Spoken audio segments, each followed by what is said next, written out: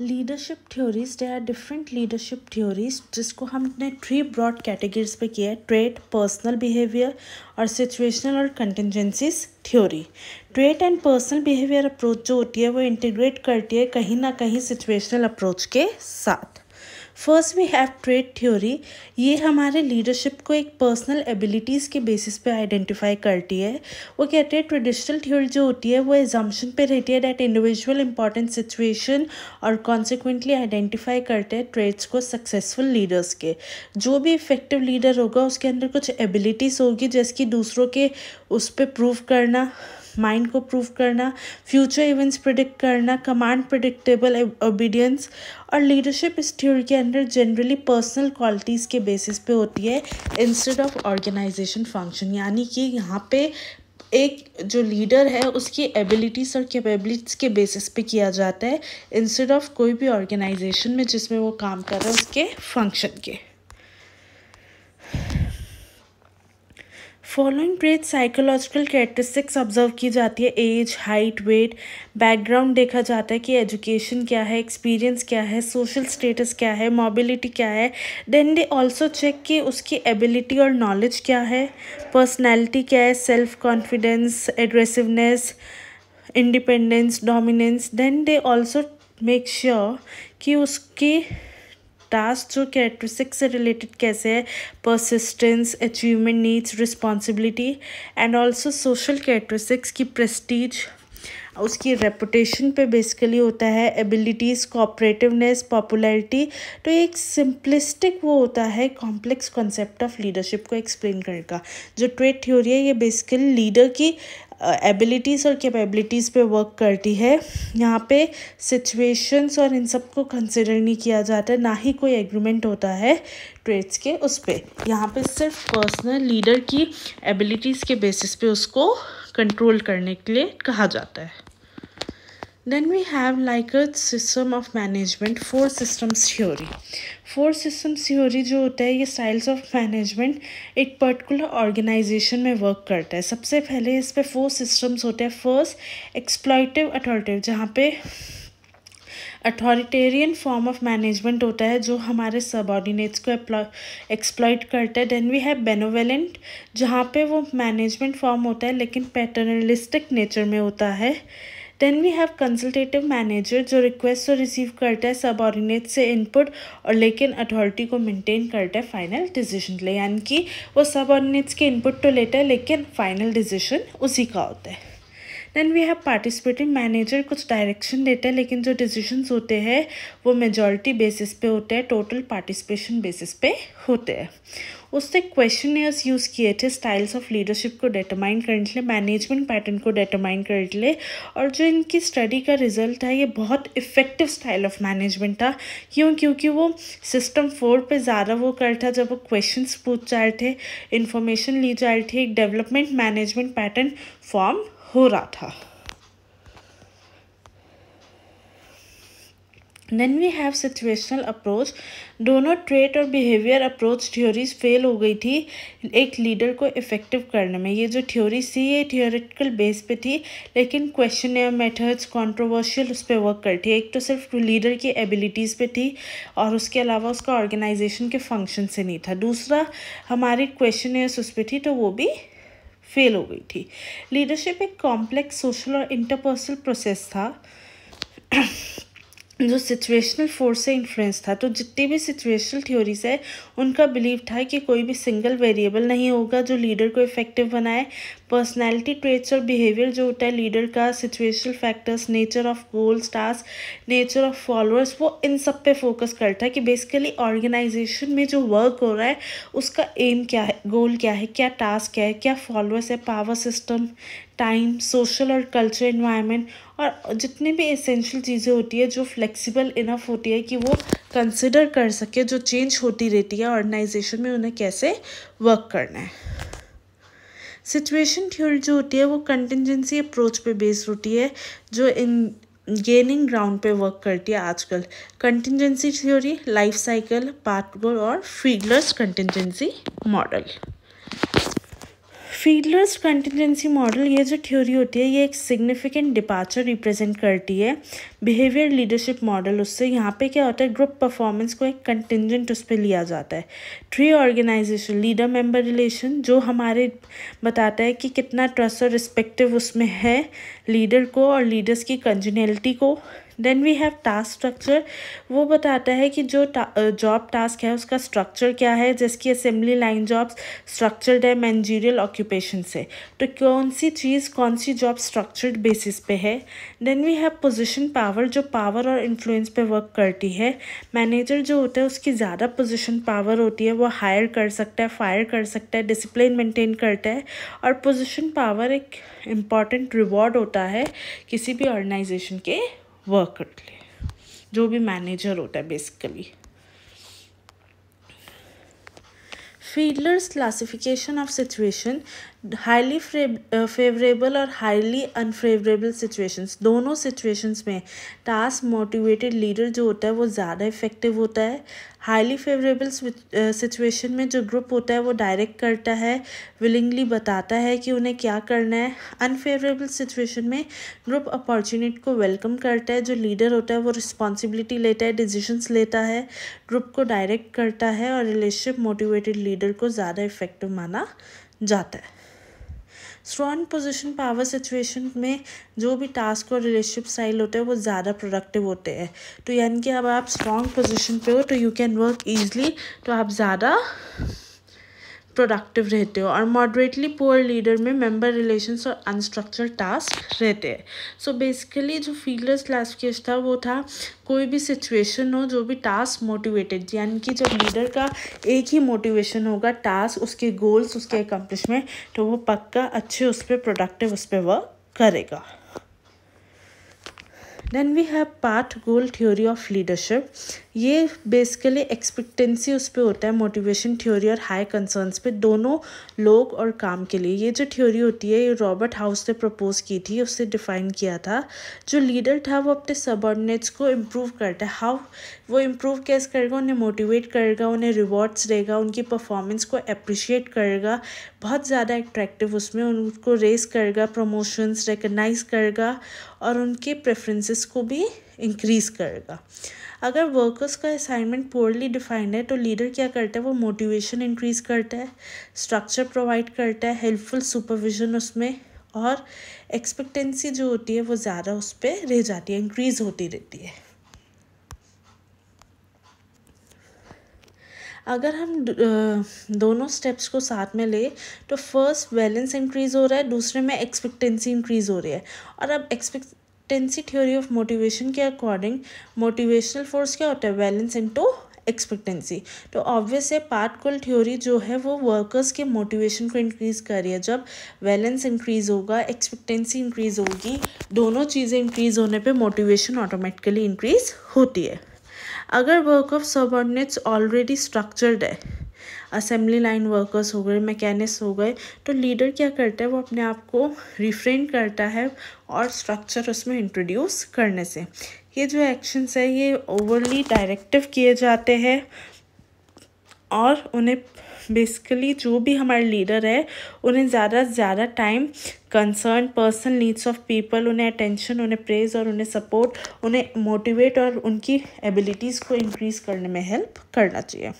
Path goal theory 3 important benefits रहती है। वो क्या करती है, वो एक्सपेक्टेंसी थ्योरी को इंटीग्रेट करती है, लीडरशिप कंटिजेंसी उस पर जाती है, रीएम्फसाइज करती है हाई लीडर कंसर्न्स को, यानी कि दोनों वर्क और पीपल्स ले जो लीडर है उसकी कंसर्न्स को इंक्रीज़ करती है कि गोल क्या है, कैसे उन्हें वर्क करना है, कैसे उन्हें अपने सबऑर्डिनेट्स को मोटिवेट करना है।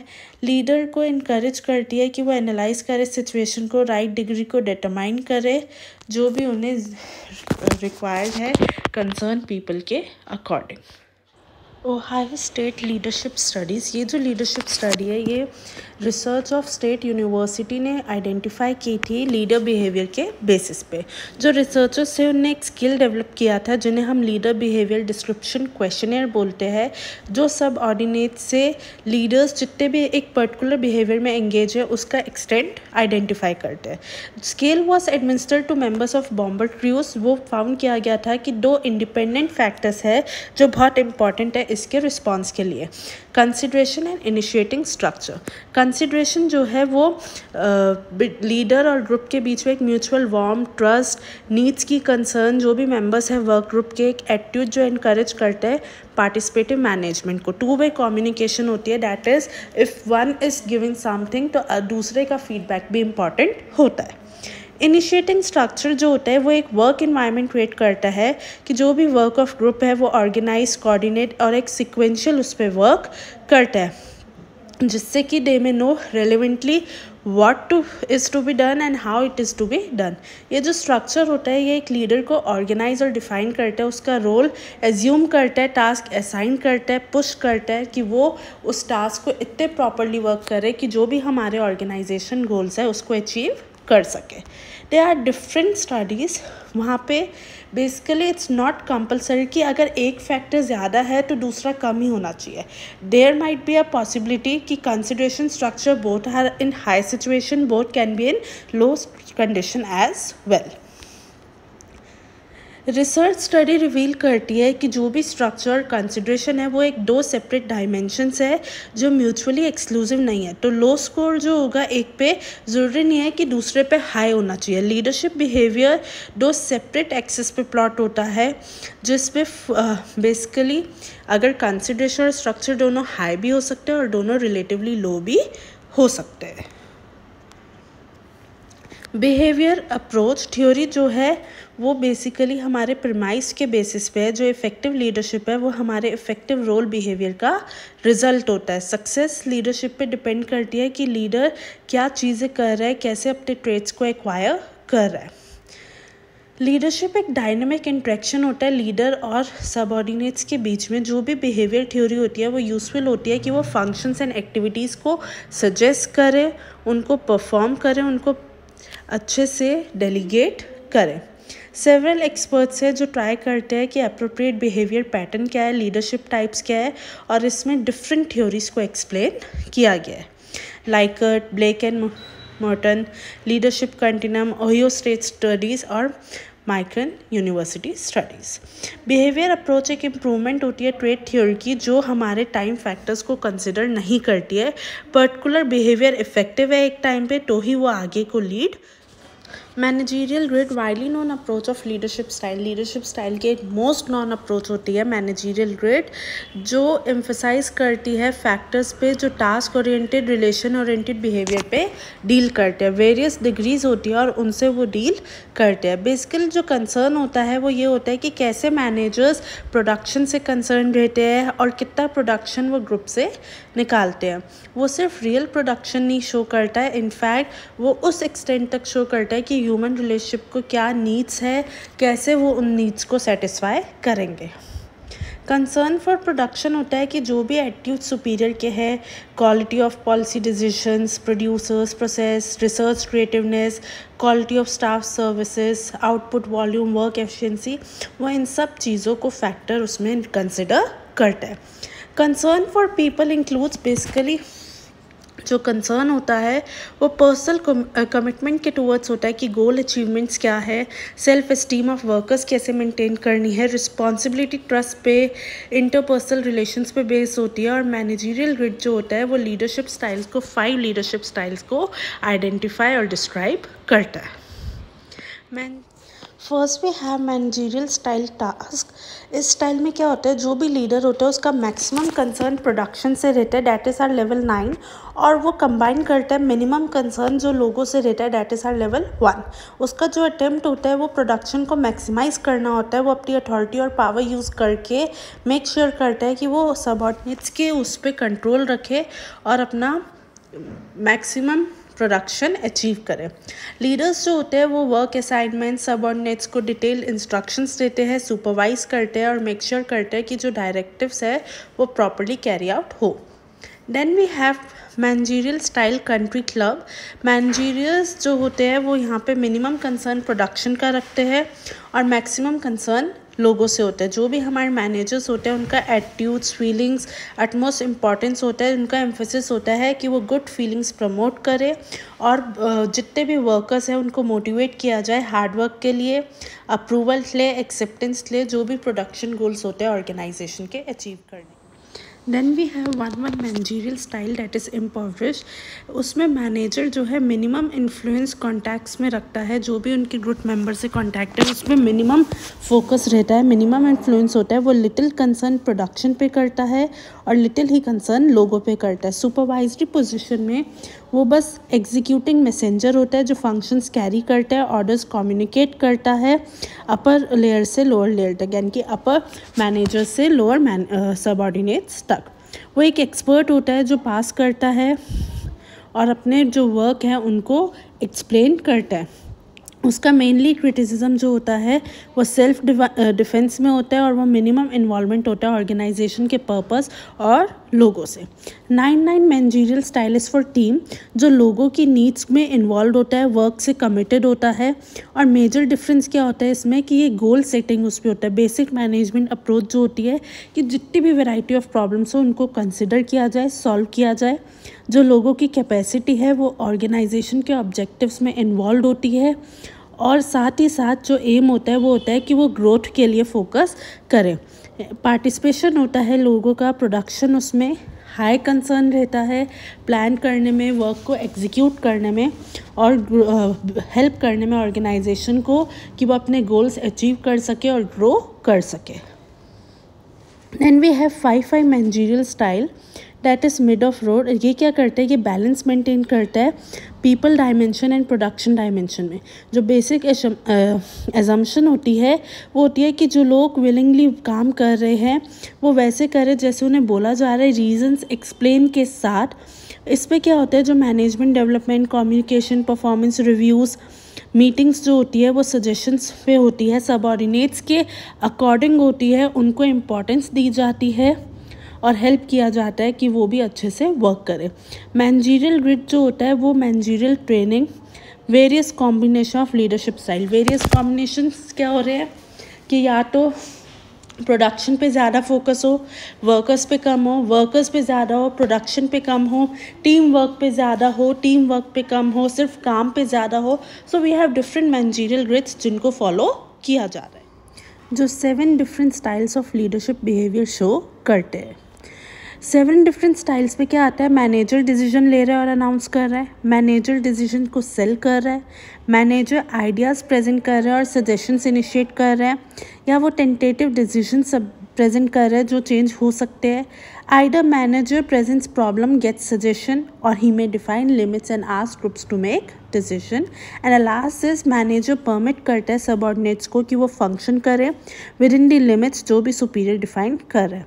लीडरशिप कॉन्टिन्यूम जो होता है वो composite view of leadership behaviour को प्रेजेंट करता है। जो चेंजेस आते हैं लीडर बिहेवियर में उसको अंडरस्टैंड करता है, शो करता है कि कोई भी आइडियल और मैच्योर स्टाइल नहीं है, अडेप्ट करते हैं स्टाइल को डिमांड्स के अकॉर्डिंग। जो भी सिचुएशन है उस टाइम पे जो भी डिमांड है उसके अकॉर्डिंग वो चेंजेस लाता है। Then we have life cycle theory. Life cycle theory जो है वो बेसिकली एक सिस्टमेटिक कॉन्सेप्शनलाइजेशन है सिचुएशनल फैक्टर्स का जो भी लीडरशिप बिहेवियर को रिलेट करते हैं। उसको जो है कर्वीलिनियर रिलेशनशिप होता है टास्क और मैच्योरिटी ऑफ फॉलोअर्स के साथ। एंड फोकस जो होता है वो होता है कि जो भी हमारे फॉलोअर्स है जो सिचुएशनल वेरिएबल्स को इग्नोर कर रही है, supervision, job demands, time element, इन सबको इग्नोर कर रहे हैं। बेसिकली ये एक्सेप्ट और रिजेक्ट भी करते हैं लीडर के उसको, और ये बेस उस पर होता है कि वो डिफरेंट वेरिएबल्स को प्ले करे। टास्क बिहेवियर क्या है जो होता है, अमाउंट ऑफ गाइडेंस क्या है, डायरेक्शन क्या है जो लीडर को मिलती है, रिलेशनल बिहेवियर क्या है जो डिटरमाइन करता है सोशो इमोशनल सपोर्ट को जो लीडर को दिया जाता है। देन मैच्योरिटी ऑफ फॉलोअर्स जो रिफ्लेक्ट करती है कि रेडीनेस लेवल क्या है सबऑर्डिनेट्स का जो भी टास्क गिवन है उसको परफॉर्म करने के लिए।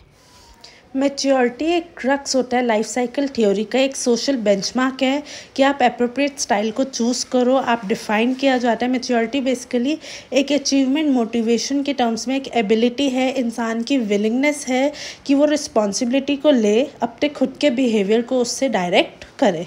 एबिलिटी क्या होता है? नॉलेज और स्किल जो फॉलोअर को होती है कोई भी जॉब करने के लिए। If a person has complete knowledge और skills to do his particular job, तो उसको हम बोलते हैं कि उसके अंदर जॉब मैच्योरिटी है। विलिंगनेस होना कि आप साइकोलॉजिकल कॉन्सेप्ट उस पर वर्क कर सको, मैच्योरिटी को वर्क कर सको, कॉन्फिडेंस के साथ अपनी कमिटमेंट्स को फुलफ़िल कर सको, तो उसको भी हम concept of maturity basically maturity continuum उस पर होता है। एक कॉन्सेप्ट है जहाँ पे डिग्री के बेसिस पे काम होता है। कोई भी इंडिविजुअल ग्रुप मैच्योर नहीं होगा, मैच्योर होगा, और सारे पर्सन जिनके अंदर मैच्योरिटी होती है टास्क, फंक्शन और ऑब्जेक्टिव के बेसिस पे वो अकम्प्लिश करते हैं अपने एफर्ट्स को। फॉर एग्जांपल कोई भी स्टूडेंट है वो रिस्पॉन्सिबल है अगर वो फाइनल एग्जामिनेशन प्रिपेयर कर रहा है, और अगर वो नहीं कर रहा है, वो अपने क्लास असाइनमेंट्स कंप्लीट नहीं कर रहा है, तो वो इररिस्पॉन्सिबल उसमें आ जाता है। Then we have different styles of leader. Basically क्या है? हाई रिलेशनशिप लो टास्क भी होता है, हाई टास्क है, हाई रिलेशनशिप सेलिंग भी होती है, पार्टिसिपेटिंग भी होती है, और ये डिफरेंट कॉन्सेप्ट्स होते हैं जिन पे हम फर्दर कंटिन्यू करेंगे। एप्रोप्रिएट लीडरशिप स्टाइल को एक प्रिस्क्रिप्टिव कर्व में डिस्क्राइब किया गया है, जहाँ पे एक 4 फेसेस को डिस्क्राइब किया गया है: टेलिंग, सेलिंग, पार्टिसिपेटिंग और डेलीगेटिंग। टेलिंग एक इनिशियल फेस होता है जहाँ पे सबऑर्डिनेट्स एंटर करते हैं वर्क ग्रुप में। मैनेजर टेलिंग लीडरशिप स्टाइल को यूज़ करता है, सबऑर्डिनेट्स को इंस्ट्रक्ट किए जाते हैं उनके टास्क, उनका वर्किंग वो, क्योंकि वर्कर्स उस लेवल पे रिस्पॉन्सिबिलिटी कभी ले सकते हैं और कभी नहीं ले सकते, जो भी सबऑर्डिनेट्स है।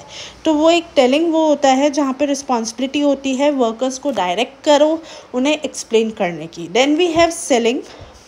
सेकेंड लेवल जो होता है वर्कर मैच्योरिटी का, वो होता है managers tend to use a selling leadership style, जहाँ पे एफर्ट किया जाता है कि वर्कर्स को buy into desire performance level पे डाले, जो भी उनका परफॉर्मेंस लेवल है उनको उस चीज़ के बारे में एक्सप्लेन करे, मोटिवेट करे कि वो वैसे वर्क करे। देन भी जो सबऑर्डिनेट्स होते हैं उस स्टेज पे कुछ विलिंग होते हैं, लेकिन कुछ अपनी रिस्पॉन्सिबिलिटी, अपना वर्क बिहेवियर नहीं अडॉप्ट कर पाते।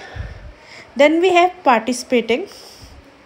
वर्कर्स जो होते हैं वो moderately high level of maturity पे होते हैं।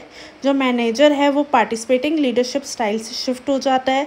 सबऑर्डिनेट्स कैपेबल होते हैं कि वो वर्क करें, लेकिन उनके अंदर लैक ऑफ कॉन्फिडेंस होता है, तो वो रिस्पॉन्सिबिलिटी को, परफॉर्मेंस को वो करते हैं। सबऑर्डिनेट सपोर्ट करते हैं, मैनेजर उन्हें पार्टिसिपेटिव सपोर्ट देते हैं कि उन्हें मोटिवेट करते हैं कि वो पार्टिसिपेट करें, अपना best. Then we have delegating.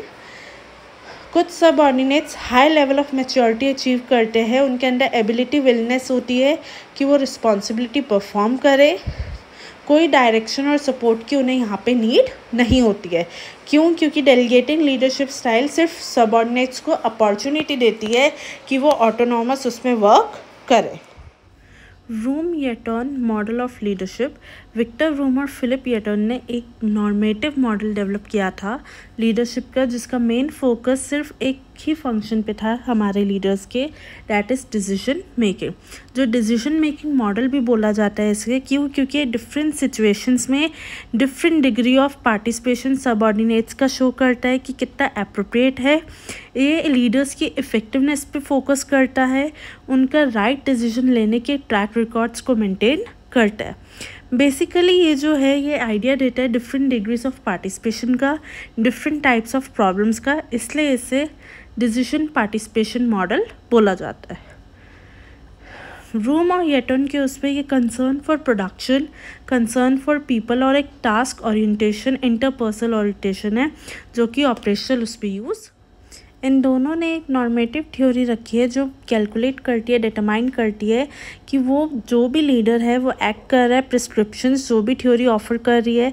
बहुत सी अर्ली थ्योरीज है जो ऑप्टिमम लीडरशिप बिहेवियर पे फोकस करती है, एम्फेसाइज करती है क्या सेंट्रलाइज डिसीजन मेकिंग है। बिहेवियर साइंटिस्ट सजेस्ट करते हैं कि सब ऑर्डिनेट्स को इन्वाइट करना चाहिए डिसीजन मेकिंग प्रोसेस में, उनके व्यूज़ सुनने चाहिए और तब जाके डिसीजन लेना चाहिए।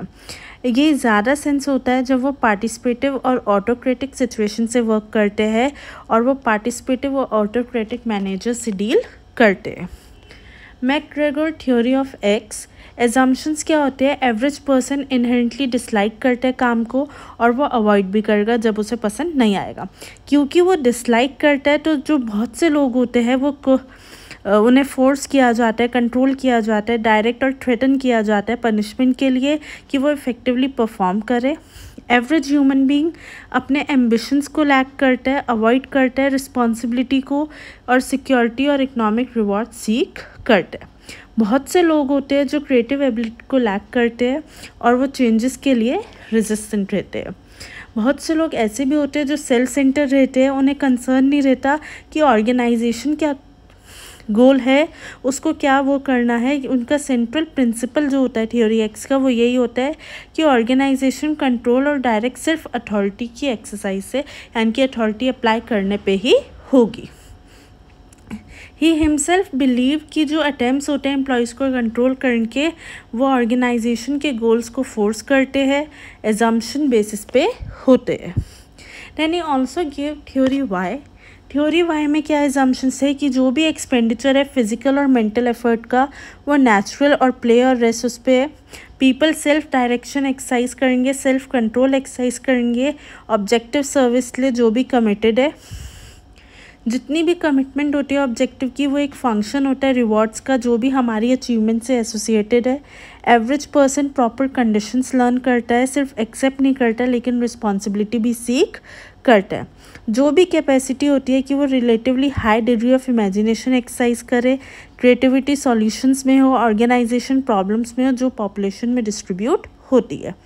Then conditions of modern industrial life की उसमें जो भी इंटेलेक्चुअल पोटेंशलिटीज़ होती है एवरेज पर्सन की उसको भी पार्टली यूटिलाइज किया जाता है। तो बेसिकली जो थ्योरी वाई थी वो एम्फेसाइज करती कि अपॉर्चुनिटीज़ कैसे क्रिएट की जाए, ऑब्स्टिकल्स को रिमूव कैसे किया जाए और कैसे ग्रोथ की जाए ऑर्गेनाइजेशन की और उन्हें गाइडेंस प्रोवाइड की जाए। Leadership failure, leaders often fail to produce results. जो लीडर्स होते हैं वो ऑफन रिजल्ट्स नहीं दे पाते जो एक्सपेक्टेड होते हैं इंस्टीट्यूशन में, तो लीडरशिप फेलियर कहा जाता है उसे। क्यों होता है लीडरशिप फेलियर?